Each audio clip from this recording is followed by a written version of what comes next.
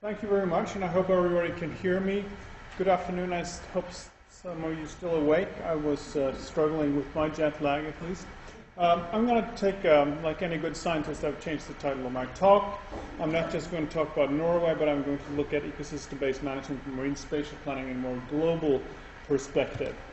And to start out with our marine ecosystems, this is our grand picture we want to study. We want to assess the state, the future state, and how to manage it integratedly and holistically. And to me, marine spatial planning is a practical way of implementing this a little bit theoretical and somewhat intangible concept of ecosystem-based management, how you actually do it in practice. But MSP, marine spatial planning, provides a practical approach to doing that, and one that is fairly understandable for humans. Now, just to put the context of where it fits in, this is just a figure I've taken from the UNESCO stepwise framework for MSP that they came out with in 2009, showing the overlap between ecosystem-based management and marine spatial planning. The point here being there is an overlap. You can discuss how large it is, but to me there is a significant overlap, and between these two, that essentially the marine spatial planning is a subset of ecosystem-based management. Of course, there are measures within ecosystem-based management that are not spatial in context, like legislature setting objectives and those kind of things. But a lot of what we're talking about in ecosystem-based management are connected with our management of ocean space or ecosystems that are spatial in context. And to humans, this is fairly intuitive and well known, as we see in places as different like China, who has been using the coastal zone for thousands of years and heavy aquaculture, and they're managing that area spatially for a long time. Similarly, in Europe, we've also been doing it, not for thousands of years, but at least for 500 years. In Holland, you have the polder system, which is actually the oldest democratic organized system in Europe. They've been organizing these low-lying tracts of land in a democratic way since the Middle Ages. And it is a way of managing marine or semi-marine space in a context, using spatial measures, the same way of thinking that we're thinking about boundaries and plots of land on land. And taking that concept to sea with marine spatial planning in the 21st century is therefore intuitive. It has an appeal to most people. It's understandable. And it's also been shown practically in some cases that it's a way to mitigate conflicts, to solve pressing problems like killing of right whales off northeastern United States by ship strikes. And by moving the ship lane slightly, increasing the traffic, the shipping time to Boston by 20 minutes, they significantly reduced the number of ship strikes.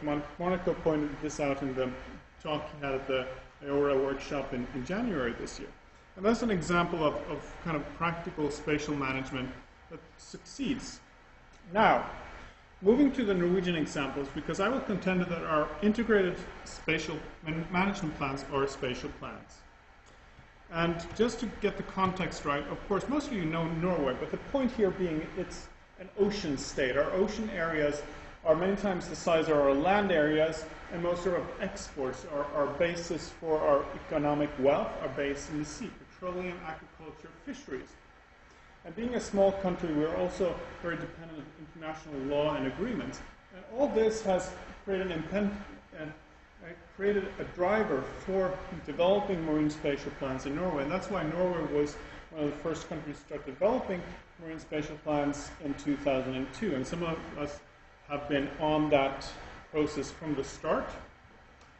We started on the Barents Sea and then moved further south, first Norwegian Sea and then North Sea. The Barents Sea was the first planning region where the plan was developed starting in 2002. It was implemented in 2006, revised in 2011, and then we are waiting for the next revision.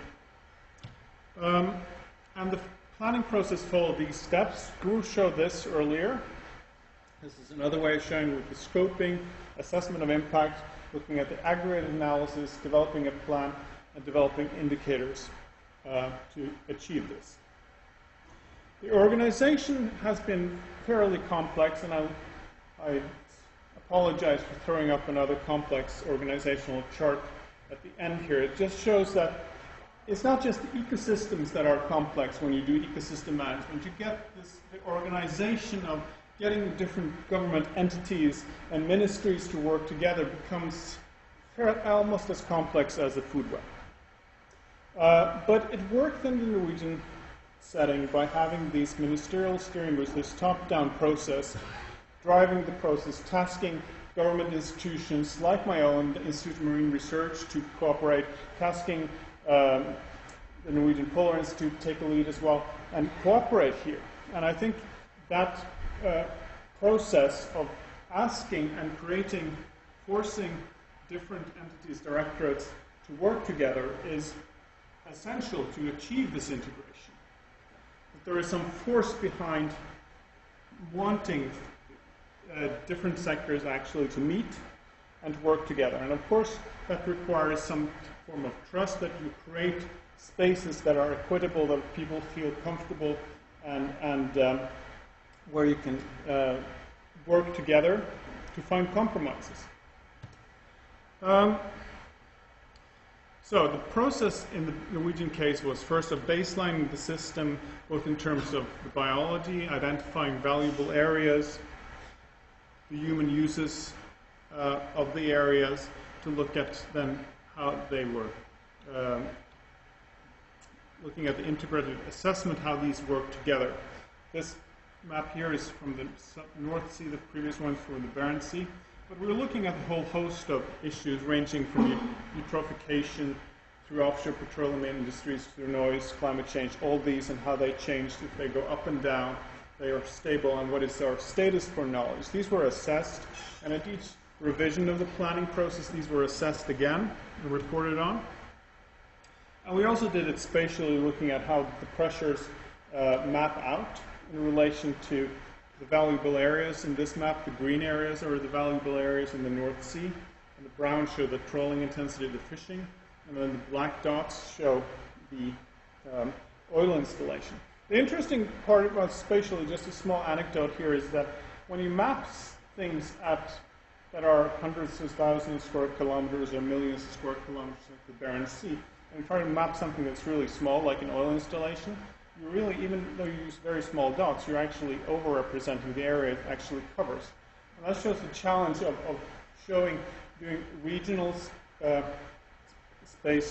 regional planning with kind of very minute installations or biological features like coral reefs.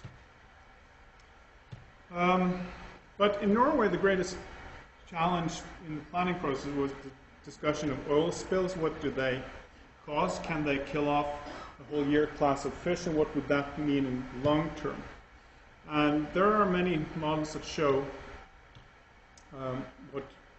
what the consequences of oil spills are. I have stolen this one from NOAA that makes much nicer infographics than the IMR does.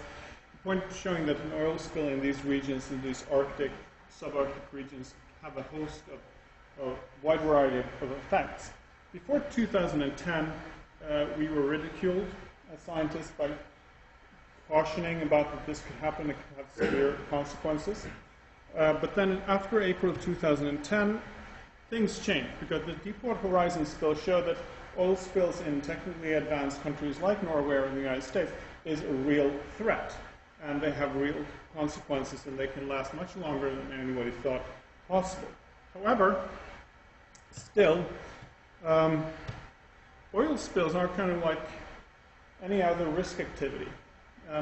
There is a small but realistic chance that something goes really wrong, like black boxes up there showing that you can kill off, with these scenarios, you can kill off more than 50% of your year classes. But in general, most of these bars are blue, showing that most of these spills, these scenario spills, have no consequences on the stocks. And that is the communication problem, any kind of risk analysis or any risk of these major disasters. The communication with this is still out there, but it's a recurring problem, but so far the risk of these spills has been a very important factor in the Norwegian debate and the decisions on what areas where you should allow activities. And so the management plan ended up with this zoning activity. This is the spatial part of the plan that I contend makes these spatial plans. The left side shows the shipping lanes that were part of the plan, moving the shipping lanes further offshore, reducing the chances of collisions. And they were accepted by the shipping industry because, again, the cost of doing this was marginal. They were slightly longer shipping routes, but the risk of collisions was dramatically reduced, so that their premiums on their insurance went down. So the shipping industry thought this kind of spatial planning was good. This was the oil spatial planning. And these blue areas were then decided to be off limits for the oil industry, and at every revision and parliamentary election, these have been upheld, basically. And it will be interesting to see in our next parliamentary election, 2017, when this again is going to be debated. Some political parties want these areas to be open. If the decision is still to be will still hold. These areas were also the areas that were contended to be the most valuable ones, with the most important spawning grounds for fish, seabird colonies, and these things. But this spatial plan, the limitation of oil and gas activities in this area, once contended, is still contended. But it's a major outcome, a major spatial outcome of our planning process. It was a very natural science-driven, expert-based process, but it was long quantitative tools and what I would call transdisciplinarity, which is interdisciplinary science taken to a new level, which we discussed at another ICES meeting in Brest in June. And this brings to taking the Norwegian example and looking more globally. What's happening globally when it comes to spatial planning? Well, we're going to look at both Europe, Australia, and the United States.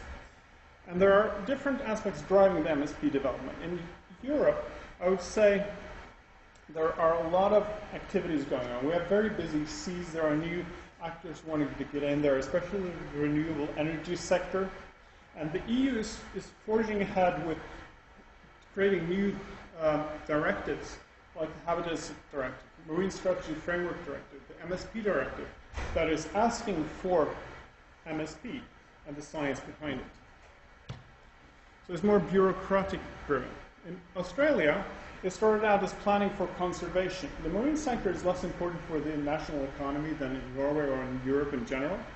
There are fewer cross-border issues, but there is a very large focus on conservation because they have this thing. They have the Great Barrier Reef, 2,000 kilometers of fantastic coral reefs, and they needed a good zoning management plan for that, a zoning plan. And out of that came the Great Barrier Reef Marine Park Zoning Plan in 2003 that's been revised and it's kind of upheld as a shining example of a marine spatial plan that has a conservation perspective.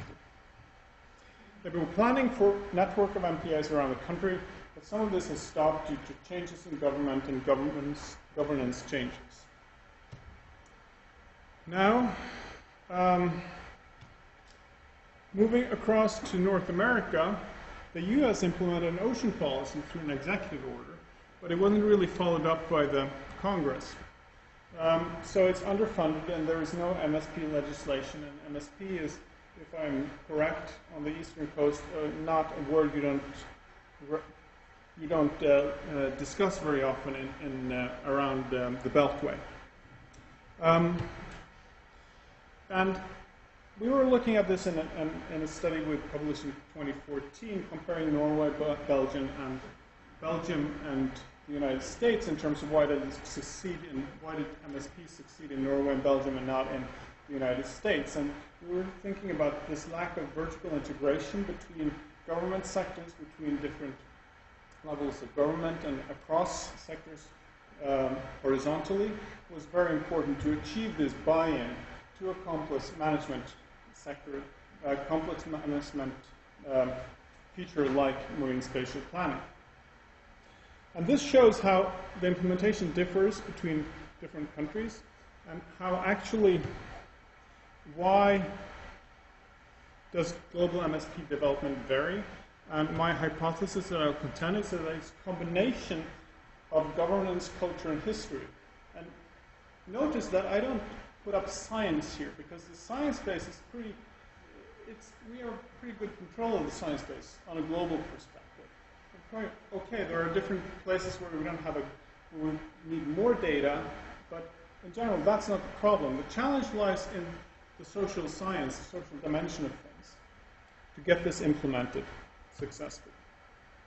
So what we need are more T-shaped people, and especially scientists, who are more transdisciplinary, who are looking outside the scope of just pure science and seeing that the challenge of EBM, marine spatial planning, is not just better science, better numerical models, but getting interaction with other fields, science, social science, but also with stakeholders, with politicians, and understanding the issues of governance.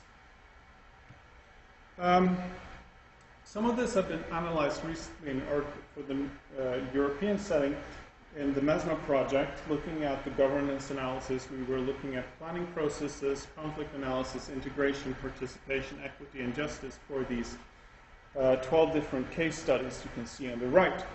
The Barents Sea was one of them.